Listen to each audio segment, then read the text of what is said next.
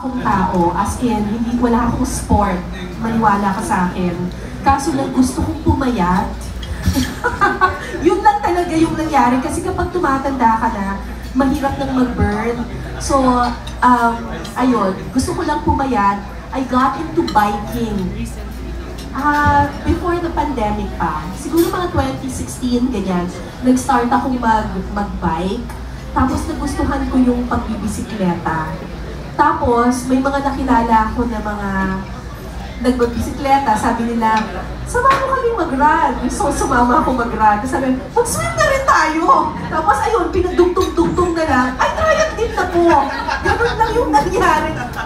Ako po ay isang dakilang madaling mabudol. Nabudol lang po ako ng bonggang-bongga. Tapos, hindi ko alam at triathlete na ako ngayon. But the joy that it gives me, sinabi ko na naman ito sa on social media. Meron ako kasing I have a condition, I have bipolar disorder. So instead of taking a lot of medicines for my mental health, the doctors advised me na regular exercise really does wonders on your mental health.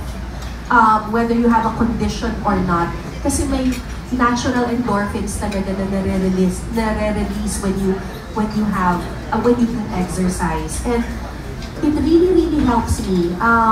Pag malungkot ako, sakay ng bisikleta, tapos sasaya ka na, tapos gaganda pa yung katawan mo. So para siyang double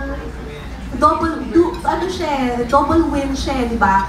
You're able to improve your physical health, you're able to improve your mental health. Tapos hahaba pa yung buhay mo, di ba? Tapos, you gain a lot of friends pa. Di ba? You gain a lot of friends, dadami pa yung magbubudol sa'yo.